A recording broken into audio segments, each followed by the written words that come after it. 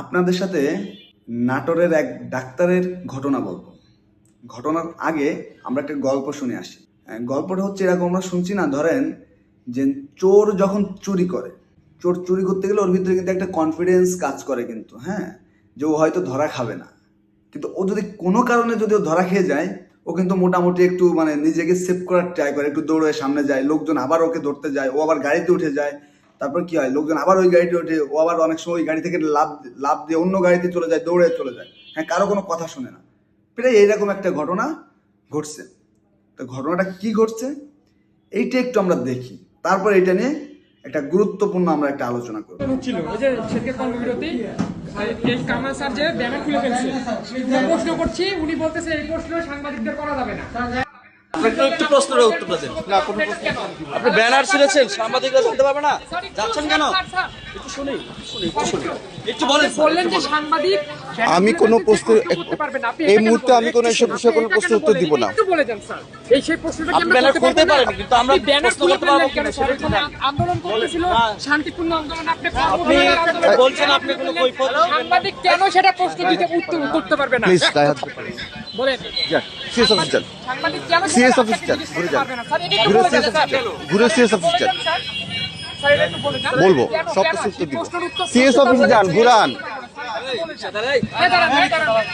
আপনি বলছেন আপনি প্রশ্নের উত্তর ঘুরান। দিতে পারবেন, আপনি কথা বলে চলে যান। আচ্ছা আমি বলবো উত্তর দেবো।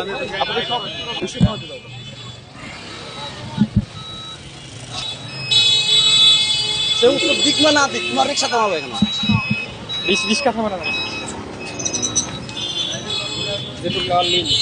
দেখলেন তো, এই ব্যক্তি হচ্ছে কামাল ভূঁইয়া, ডাক্তার কামাল ভূঁইয়া। তিনি নাটোরের সদর উপজেলার পরিবার পরিকল্পনার পরিচালক বুঝি।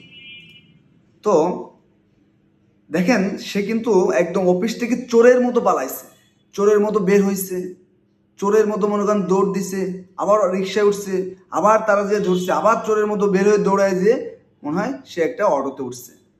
তো তার ভিতরে কিন্তু সে অপরাধ যে সে করছে, সে যে অন্যায় করছে, সে কিন্তু সেটা অনুধাবন করতেছে। নয়তো সে তাদের কথা বলতো যে ভাই আমি এর জন্য ব্যানারটা ছিঁড়ছি। একইভাবে চিন্তা করেন তো, কোনো ডাক্তারদের যদি কোনো প্রোগ্রাম হতো, সেখানে যদি কোনো টেকনোলজি যদি এরকম ব্যানার ছিল, কি অবস্থা হতো? এবং সে রিক্সা উঠে কি বলতেছে, সে সিএস অফিসে যাবে। হ্যাঁ, সিএস অফিস তার guardian, civil surgeon office, civil সার্জনকে গিয়ে বলবে যে এই যে টেকনোলজিদের যে পোলাপানগুলো আছে এগুলো খুবই বেয়াদব, স্যার এরম এরম বেয়াদবি করছে, ওকে ট্রান্সফার করুন, ওকে এইটা করেন, ওকে এইটা করেন।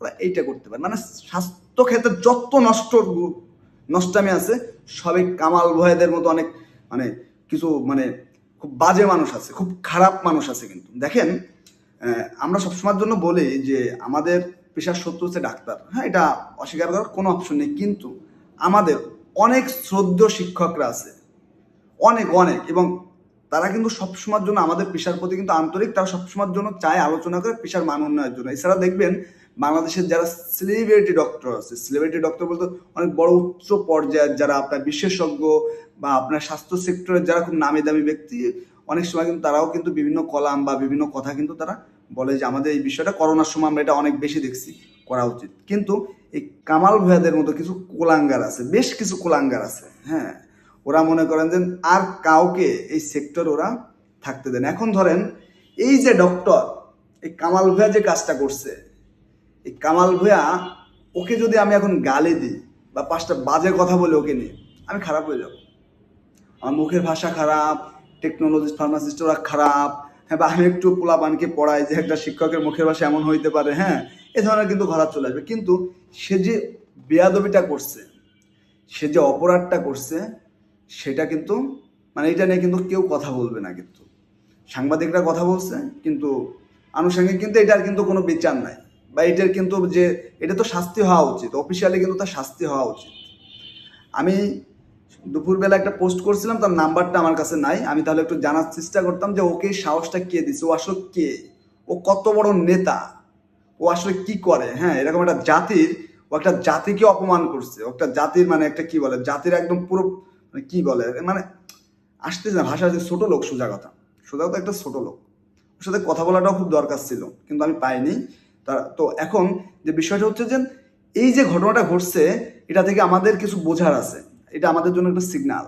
আমাদের কেন্দ্রীয় যারা লিডার আছে তাদের উচিত হবে ওর বিরুদ্ধে সাংগঠনিকভাবে সিভিল সার্জন থেকে এখন মন্ত্রণালয় পর্যন্ত অভিযোগ দায়ের করে অফিসিয়ালি, দেখা যাক তারা কি বলে। টোটাল ডকুমেন্টস আছে এবং ওর অ্যাক্টিভিটিস, কামালের অ্যাক্টিভিটিস, ও চালচলন, কথাবার্তা পুরোটা বলে দিছে ও অন্যায় করছে এবং চরম লেভেলের অন্যায় করছে।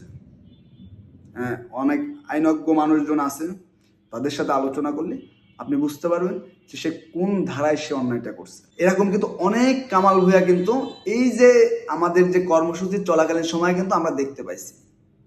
এর মধ্যে কুষ্টিয়াতে দেখলাম যে সদর হাসপাতালের তত্ত্বাবধায়কের কথা, হ্যাঁ, তারপরে বিভিন্ন জায়গাতে বিভিন্ন অনেকে ক্যামেরার পিছনে অনেক ধরনের কথা বলতেছে, যেটা আমাদের কাছে আসতেছে অনেক আছে।